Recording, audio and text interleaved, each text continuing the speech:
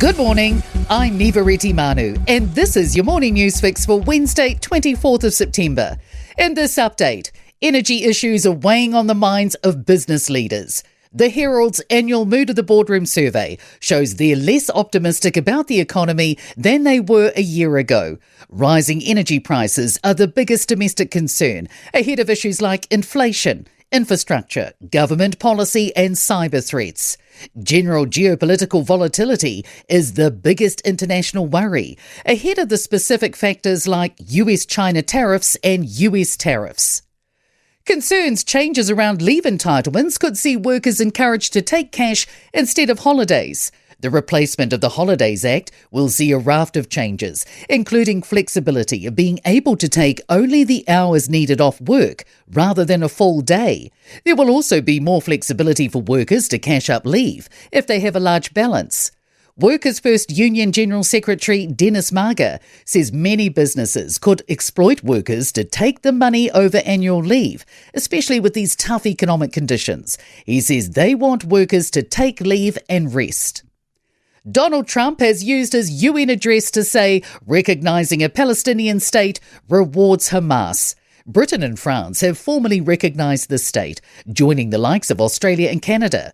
Trump has lashed out at many nations during his speech at the UN General Assembly, touching on climate change, immigration and global conflicts. He says the act of UN members to recognise Palestine encourages continued conflict in the Middle East. Instead of giving in to Hamas's ransom demands, those who want peace should be united with one message: release the hostages now. Foreign Minister Winston Peters is also in New York and will tell the UN on Saturday morning what our approach to a Palestine state is. The government's being urged to let the Reserve Bank do its job without interference. It's set to announce the new governor of the central bank this afternoon. Oliver Hartwich, the executive director of the New Zealand Initiative business think tank, says the Reserve Bank needs to maintain its independence and remain focused on addressing inflation. He says government politicians also need to let the central bank do their job. Job seekers are continuing to feel the impact of the weaker economy and labour market when it comes to the salaries they're being offered. Latest data from job website Seek shows advertised salaries have risen just 2% in the past year.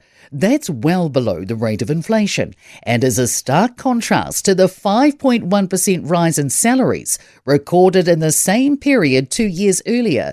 Seek New Zealand manager Rob Clark says it's a reflection of lower demand for labour. As we have seen for the last 18 months to 2 years, it's just been a slow decline in the growth rate of average salaries, which have increased, but just at a slowing rate.